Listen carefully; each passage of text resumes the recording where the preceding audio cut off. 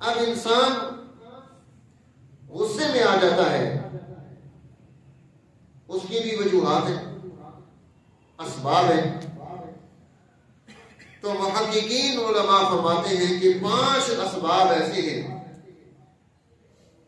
جن کی وجہ سے انسان کے اندر غضب پیدا ہوتا ہے، غصہ پیدا ہوتا ہے۔ ان 5 اسباب کو جب انسان کنٹرول کر لیتا ہے، وہ اپنے غصے پر قابو پا لیتا ہے۔ سب سے پہلی چیز، اس کے اندر تکبر پیدا ہو جاتا ہے، اور تکبر کی وجہ سے جب اس کے شایان شان اس کو مرتبہ اور مقام نہیں ملتا تو وہ غضبناک ہو جاتا ہے، وہ غضبناک ہو کر فیصلے کرتا ہے۔ تو تکبر کا علاج کرنا، اپنے اندر سے اس کبر کو نکالنا، یہ بھی ایک اہم چیز ہے کہ جب وہ یہ بات غور کرنا شروع کرے گا کہ میں تکبر کیوں کر رہا ہوں۔ تکبر تو وہ کرے جس میں کوئی عیب نہ ہو، میں تو بے عیب نہیں، بے عیب ذات جس کے اندر کوئی عیب نہیں ہے وہ اللہ کی ذات ہے۔ اسی لیے فرمایا الکبریاء ردائی، یہ میری چادر ہے، جو مجھ سے میری چادر چھینے گا میں اسے رسوا کروں گا۔ من تکبر للہ وضع اللہ، اللہ اسے رسوا کرے گا، گرا دے گا۔ جو عاجزی اختیار کرے گا رفع اللہ، اللہ اسے بلندیاں عطا کر دے گا، مرتبے دے دے گا۔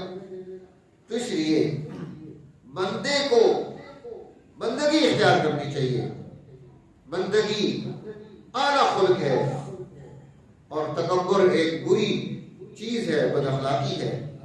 تو بد اخلاقی کو چھوڑ دینا، اعلیٰ خلق اختیار کرنا ضروری چیز ہے۔ دوسری چیز جو انسان کو غضبناک کرتی ہے وہ عجب ہے، خود پسندی ہے۔ انسان اپنے آپ کو دوسروں سے ویسے ہی اعلیٰ سمجھ رہا ہوتا ہے، اپنے ذہن میں اپنی شان اس نے بنائی ہوتی ہے، یا اس کے ارد گرد لوگ چاپلوسی کر کے اس کی شان بڑھا دیتے ہیں۔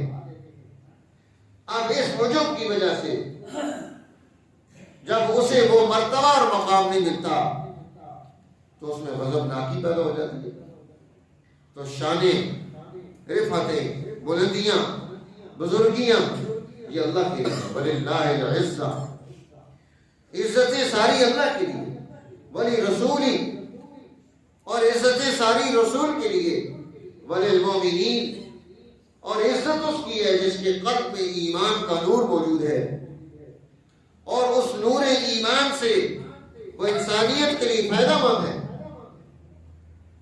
تو شان اللہ کی ہے۔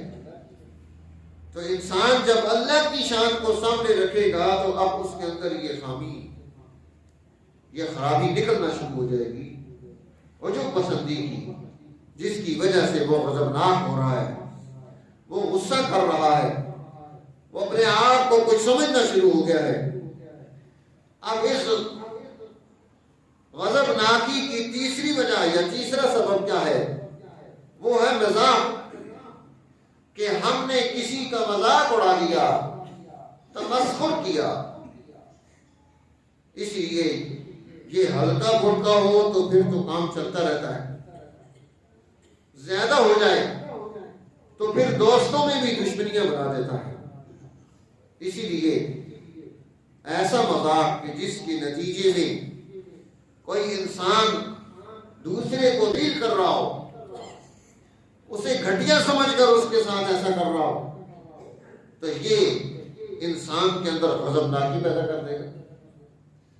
اس لیے جہاں رہتے ہیں، بستے ہیں، دوست ہیں، احباب ہیں، وہاں ہمیں اس چیز کا دھیان رکھنا چاہیے کہ ہماری وجہ سے ہمارا کوئی دوست وہ ڈی گریڈ نہ ہو۔ لفظوں کے ہیر پھیر ہوتے ہیں، ایک لفظ انسان کو مرتبہ دے دیتا ہے، ایک لفظ انسان کو گرا دیتا ہے۔ اس لیے سوچ کر بولنا، تول کر بولنا کہ میں اپنی زبان سے کیا لفظ نکال رہا ہوں، اور یہ لفظ جا کر تیر کی طرح اس کے دل پر نشانہ تو نہیں لگائے گا، خرابی پیدا نہ ہو جائے۔ پھر ہاتھ سے مذاق کرنا، پھر ہمارے ہاں مختلف علاقوں میں رواج ہے مذاق میں ماں بہن کی گالیاں دینا، یہ اور بڑا جرم ہو گیا۔ سباب المسلم فسوق، کہ گالی دینے والا تو فاسق ہو جاتا ہے، اور اپنے دوست کو گالی دے رہا ہے، اپنے دوست کی بہن اور ماں کو گالی دے رہا ہے، تو یہ اور بری بات ہوگی۔ تو یہ وجہ بنتی ہے غضب ناکی کی، اور جب غضب ہوگا تو دشمنی اور لڑائی تو پیدا ہو جائے گی۔ شیطان تو یہی چاہتا ہے کہ انسانی سوسائٹی میں یہ غضب پیدا کر کے اس کو بھڑکا کر اسے آگ دے کر شعلہ بنا کر سوسائٹی کو خاکستر کر دے، جلا دے۔ یہ جو غضب ہے یہ آتا ہی اسی لیے ہے کہ اس کے اندر آگ جیسی تیزی پائی جاتی ہے۔ مٹی اللہ نے اس کے اندر چین رکھا ہے، سکون رکھا ہے، آگ کے اندر بلندی رکھی ہے، تو یہ غضب ناکی ہے۔ اس لیے اس سے اپنے آپ کو بچانا تاکہ سوسائٹی آگے بڑھے، سوسائٹی میں خرابی پیدا ہو۔ اب اس کا جو چوتھا سبب ہے وہ ہے کسی کو ملامت کرنا، کسی بات پر ملامت کرنا کہ تو نے یہ کام کیا تھا۔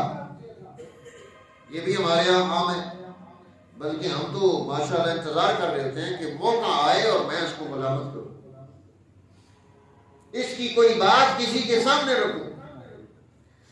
پھر ہمارے یہاں یہ بھی ہے، کوئی آدمی نماز کے لیے نہیں آ رہا تھا، وہ بھول کر مسجد میں آ گیا، اب ہم اس کو ملامت کر رہے ہیں، شاہ آگے نظر، اب موقع مل گیا۔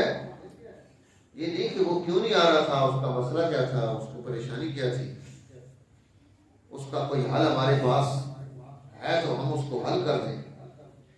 تو اس لیے پھر کسی نے کوئی غلطی کر دی، اللہ معاف کر دے گا، فرشتے معاف کر دیں گے، زمین بھول جائے گی، آسمان بھول جائے گا، یہ بندہ نہیں بھولتا، ہر وقت ٹارچر کرتا ہے اس کو، تو نے یہ کیا۔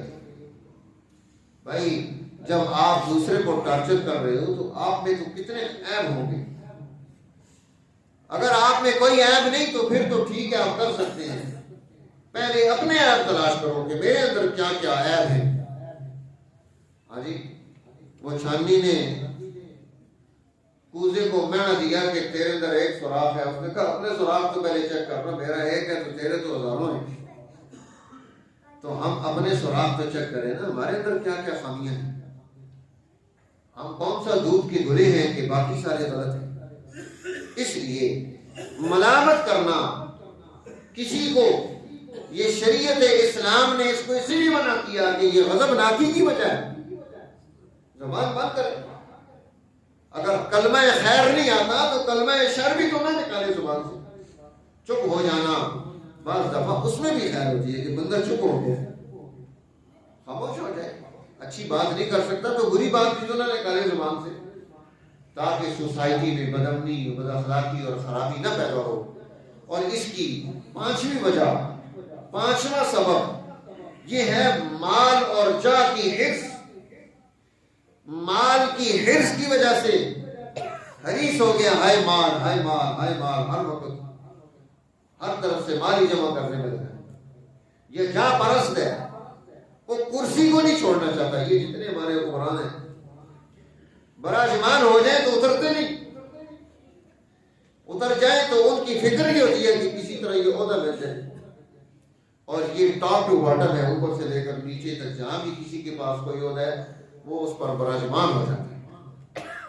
پھر اس کے اندر اس عہدے کی، اس مال کی جو حرص تھی، اس کی وجہ سے جب اس کو وہ پروٹوکول نہیں ملتا وہ غضبناک ہوتا ہے۔ تو میرے دوستو، ہمیں اب ان بیماریوں سے اپنے آپ کو نکالنا ہے، سماج کو اچھا بنانا ہے، سوسائٹی اچھی بنانی ہے، معاشرہ اچھا بنانا ہے، اس کے اندر خوبی پیدا کرنی ہے، اس کے اندر کمال پیدا کرنا ہے، ملکہ پیدا کرنا ہے، یہ تب ہوگا جب ہم ان کو پریکٹس میں لے کر آئیں گے، ان کا تمام انتظام کریں گے، نتائج پیدا ہونے شروع ہو جائیں گے۔ اللہ جل جلالہ ہمیں استقامت نصیب فرمائے اور غضب اور غصے سے ہماری حفاظت فرمائے اور اس کو ڈائریکشن دینے کی ہمیں توفیق نصیب فرمائے تاکہ ہم صحیح ڈائریکشن میں ہوں، غلط نہ ہو جائیں۔ وآخر دعوانا الحمدللہ رب العالمین۔